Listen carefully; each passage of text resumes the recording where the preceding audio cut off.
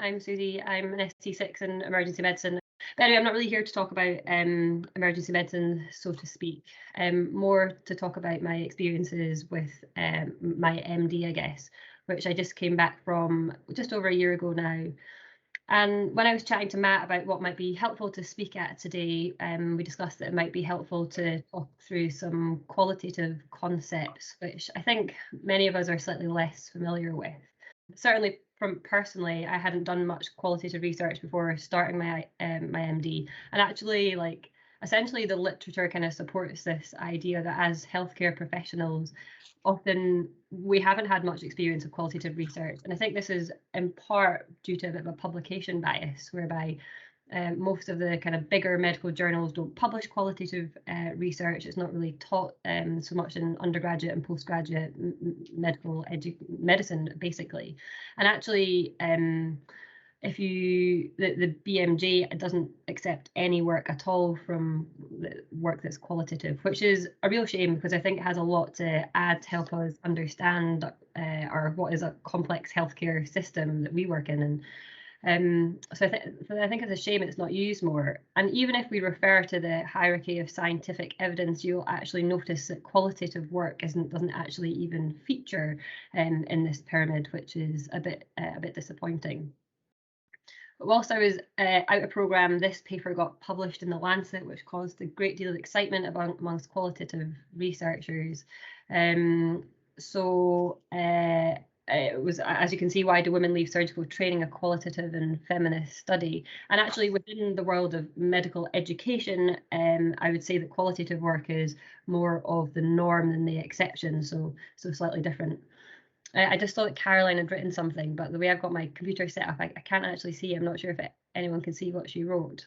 So Caroline writes, we have done perception of clinical staff of research nurses in multiple departments using questionnaires. Yeah, absolutely. So, and I think that's the great thing about qualitative research. It's really helpful for helping us understand kind of the social world, if you like, whereas quantitative work can be more helpful in understanding the natural world, if you will. So, broadly speaking, what is qualitative research? Well, where quantitative research uses numbers as data, qualitative research uses words as data and analyzes these words using a variety of analytic techniques, whereas quantitative work uses statistics to analyze the data or the numbers. But I know you maybe didn't expect to be talking about philosophy at the research meeting, but I think having an understanding of the philosophical underpinnings of these two different research traditions is really helpful in helping understand what qualitative research has to offer and why it is different, and not worse, but just different. So the premise underlying qualitative work is subjectivity. So reality is considered relative. So there's not one true version of reality, and it's considered through various socially constructed perspectives. Whereas the premise of quantitative work is objectivity. So there's one true reality which exists independent of individuals. So I think that's pretty complicated, but hopefully I'm going to try and clear it up in the next couple of slides. So philosophical stances don't really get, I would say, any airtime when you read a quantitative paper. So, but when we qualitative work, generally quite near the start in the methods section, there will be a note under which says from what perspective they approach their work.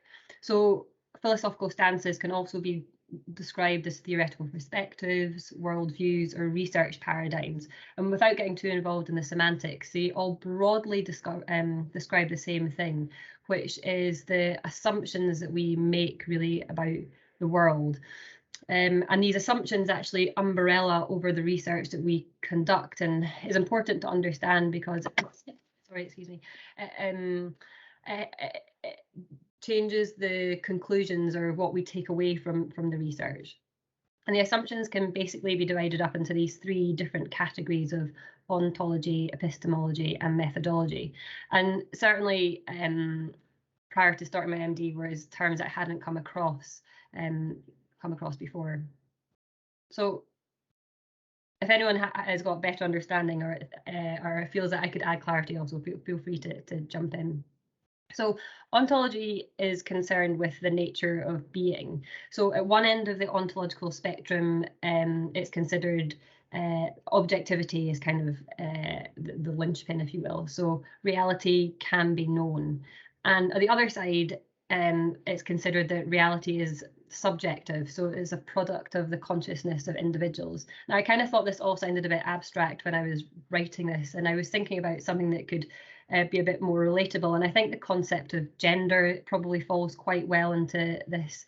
So if you were to take an objective stance to gender, you would say, gender, there's only one way that you can categorize gender, and it's identical to sex that you're assigned at birth. But those who take a more subjective view might say that gender is a social construct. And I'm sure we're probably all familiar with that argument. So hopefully that adds a bit more of kind of makes it a bit more accessible, if you like. So the next kind of category or assumption that is referenced in our worldviews is epistemology, which is relates to the assumptions that we make about knowledge. Sorry, excuse me. And again, this is on a spectrum where at one end lies objectivity and the other lies subjectivity. So for an objective epistemology, there's this idea that the truth can be discovered and the researcher is completely separate from whatever they are researching, and steps, as we'll talk about in methodology, are taken to minimize researcher involvement. And a subjective stance or epistemological stance is that the researcher is intricately involved in the knowledge that's being generated from the research. So they influence what is being studied as well as how the results are interpreted. And then finally, methodology, something that I think, excuse me, we're all a little bit more familiar with. So how do we find knowledge?